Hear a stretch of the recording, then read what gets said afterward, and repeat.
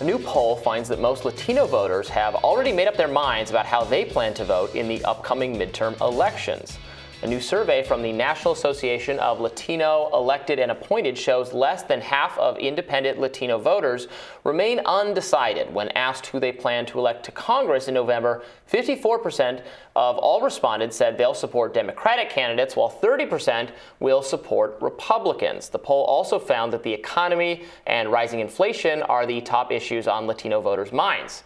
Here to dive into what's driving the Latino vote this fall is President of Latina Civic Action Board member and Poder PAC, Dr. Patricia Medina-Campos and Abraham Enriquez, the President of Bienvenido U.S. Welcome to you both.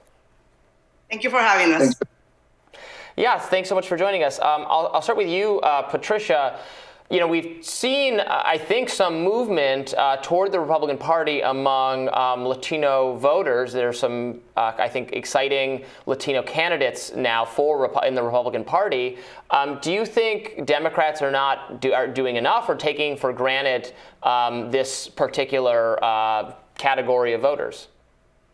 For those of us who are Latinos, Latino voters, and have been advocating for issues that impact Latino voters, we know always that this has been the truth. Latino voters are not monolithic. They have always gone back and forth between Republicans and Democrats, and that is who we are.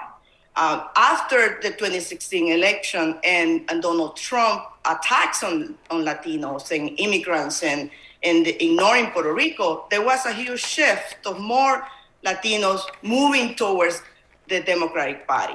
But that is not a permanent shift. The only thing Republicans have to do is to move the needle a couple of points. And they are focusing on that. I don't think they're going to get go beyond 30% in the near future. But if they move the needle a couple of points in key races, that will determine who controls the Senate and who controls the Congress.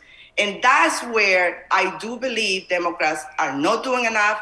They are not focusing on key messages that keeps the needle moving forward for Republicans. What about you, Abraham? What do you think? Do you see Republicans getting past that 30%? Do you think they're doing enough? What are your thoughts?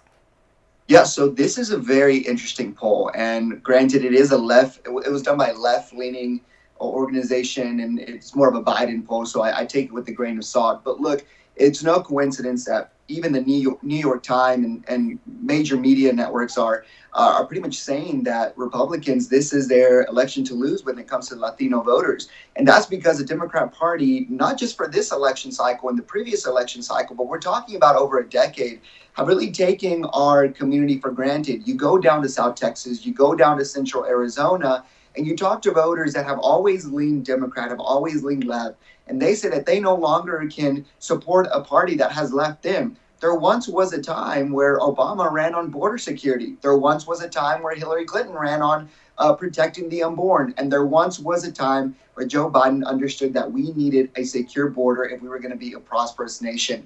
That no longer is the leadership that we have in the Democrat Party. And for independent, centrist Hispanic voters, which is the majority of the voting bloc, they can no longer stick to a party that doesn't even believe in protecting the basic, simple necessities of creating a prosperous nation. And with so much riding on the line, look, inflation is seriously crushing family budgets. We have an unsecure border. Moms and dads have to figure out whether they're going to buy their complete grocery list or a full tank of gas. All of that is going to weigh heavy on how the Democrat Party has really failed to provide good leadership and good policies for Latino voters come November, this midterm cycle. So what I'm hearing from you, are you surprised to see Republicans, that number be so low on that poll? Is that something you think it's because of this particular poll, or do you think Republicans will perform better in the actual election? Because it sounds like you're saying that Democrats are not doing enough for the for their Latino voter base, and I don't disagree there. So do you expect Republicans to do well? Yeah, I do. I think we're going to see a pretty much a huge shift when it comes to Republican voters, more specifically because like you have a lot of that age demographic that haven't been.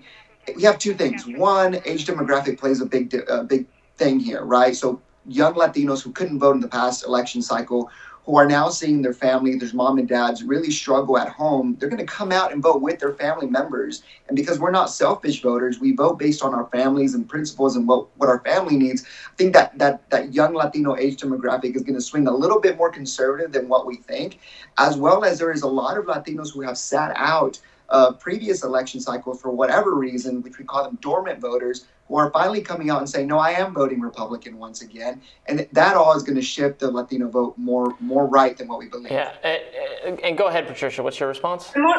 Yes, the most revealing thing that came out of that poll for me was that, and it was done by Naleo and Unidos USA, is that 40% of Latinos who were polled say that they had not been contacted by Democrats to vote. And that is where, the nuance of what we're talking about and how we're talking to Latinos voters matters. Because remember, immigration is the third issue that they're concerned about. They're mostly concerned about their budgets, their work, their jobs, how they're going to pay the bills. And those conversations are not happening with Latinos on the ground. And this is where I always worry about Democrats assuming that because we don't like the Republicans in general, we don't like Trump in general, that we are just going to come out and vote.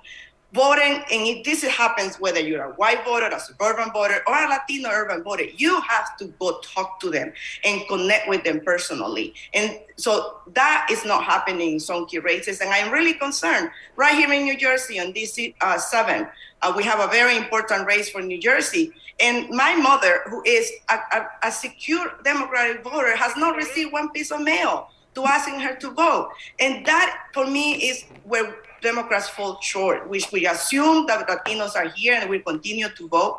But the young voters who are concerned about their student loans and their jobs, they are not carrying the message of how Democrats are going to help them. So I urge, someone who cares about bread and butter issues. I come from the labor movement. We want to hear about what is the plan of the Democrats to actually address those issues.